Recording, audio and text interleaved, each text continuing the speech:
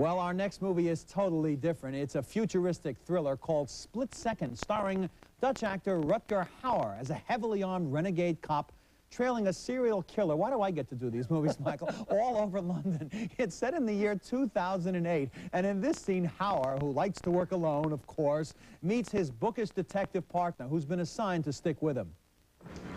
Look, you may not like me, but I'm good at this. I've got an honors in serial homicide. Oh, terrific.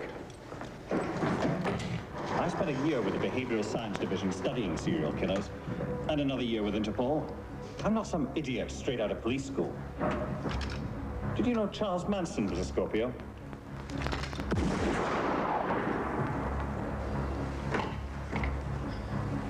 Before yesterday, I thought we were dealing with a psychotic.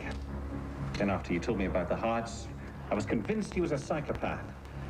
Having seen what he did, I'd have to say he's both. A psychotic with a psychopathic personality.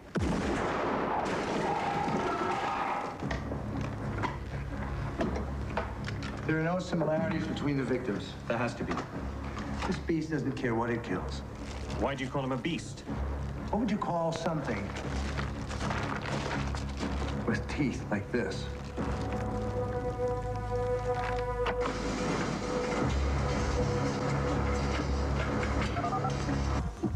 Of course, a movie like this has to have a woman in danger, right? And Kim Cattrall, as Hauer's sometime girlfriend, is predictably left alone with the killer on the loose.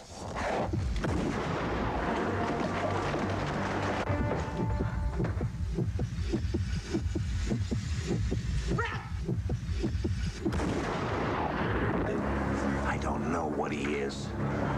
Sure as hell ain't like you or me. What is it? Genetic fingerprints have come back from the lab. I think you should see this one. What the hell is this? Multiple restriction polymorphic DNA sequences. It has the DNA structure of all its victims. It says here it's got rat DNA. Yeah. It's got your DNA too. I always try to stay away from multi-restriction polymorphic DNA movies, especially when they involve rat DNA, right?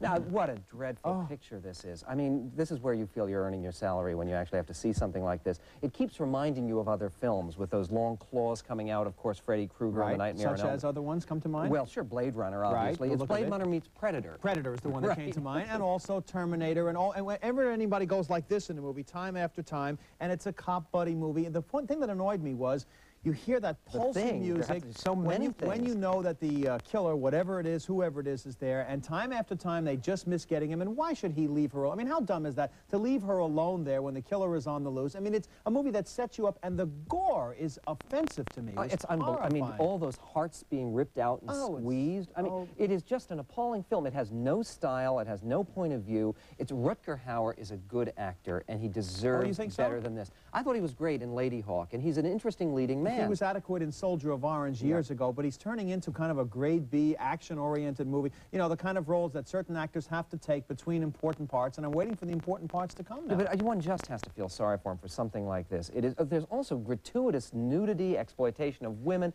The movie is hateful in every regard. And then this whole thing about the environmental theme, they have that reference to global warming and London being flooded, and then they drop it. They drop it. They introduce it, and then it's never mentioned again. What they do is they open refrigerators, which you should never do in a movie like this. Boy, well, I got to do it too, Michael.